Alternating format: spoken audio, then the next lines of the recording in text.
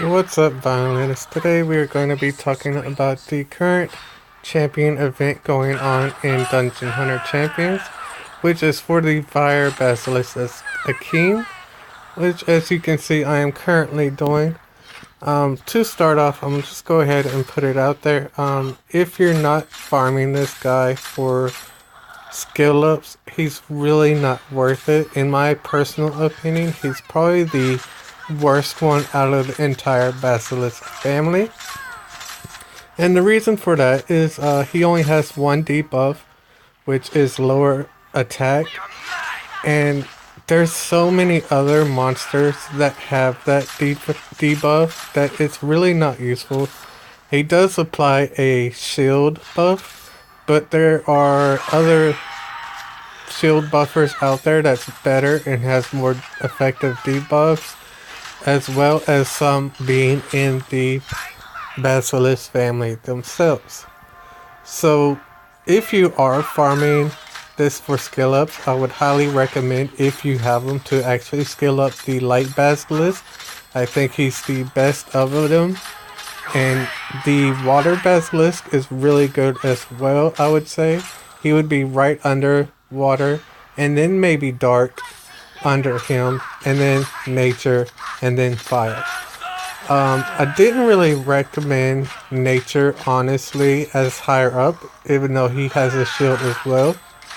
And that's because he, just like the fire one, doesn't really bring much to the team other than having that shield. Now, the nature one actually is a 5v5 competitor. So it would, if you plan on using him in 5v5, it would be good to actually go ahead and skill him up as well, because then you could use him outside of 5v5 as well. Other than that, the light and water one are going to be your best options to skill up if you're farming this for skill ups. Now, if you're trying to farm this for fodder, again, this kind of goes back and forth in my opinion. If you're able to farm ED10 consecutively and successfully on like consistent runs, then no, this isn't really going to be beneficial for you, because you can get runes and gear and pretty much the same amount of gold that you're getting from this doing ED10. And you'll be able to get 3-star star puzzle puffs or whatever they're called. So it's really not efficient to farm this if you're just trying to farm fodder and you're able to do ED10. Now, if you're not able to do ED10 like me, then yes, you could possibly use this as a fodder source. But again, I really wouldn't recommend it just for fodder. There's other options to getting fodder, which is like just going ahead and farming ED, even though you won't be getting 3-star puzzle puffs that often.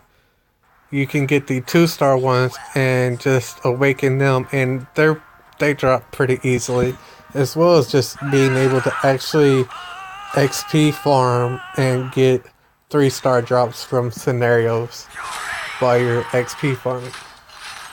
Another thing about this event is the amount of gold you're able to get is really, really good for the amount of energy you're spending.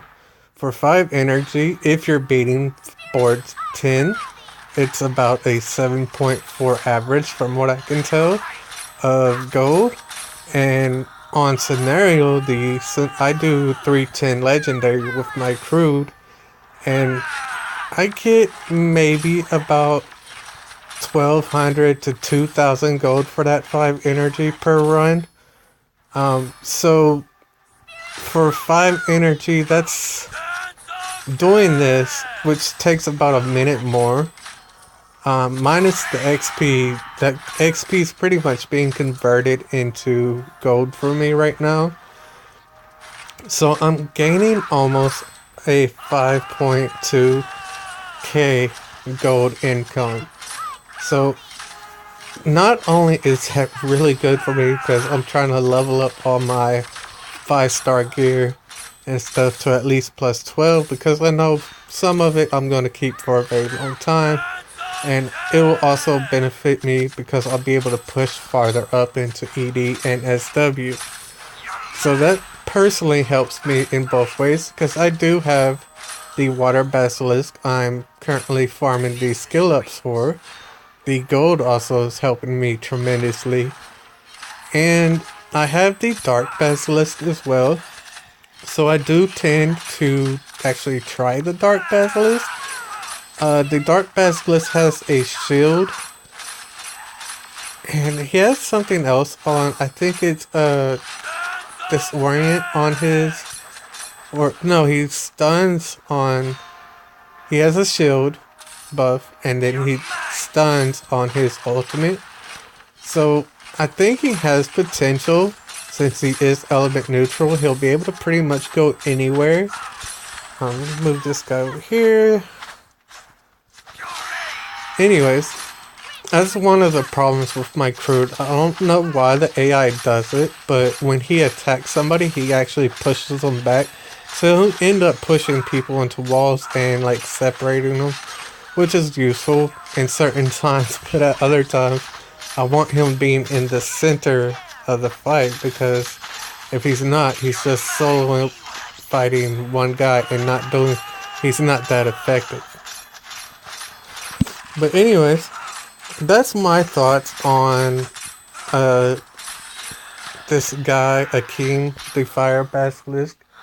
I decided to go ahead and just put it out there because I've seen several people in the game chat as well as on Reddit asking if this guy is useful or not. And like I said, in my opinion, he's not useful, but he does have other counterparts like the light one and the water one, which will be very, very useful later on in the game.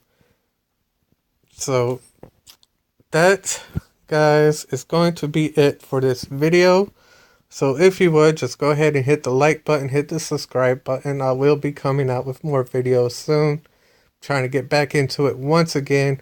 I quit playing Summoner's War, so I actually quit making videos for Summoner's War, and that's why I stopped making YouTube videos.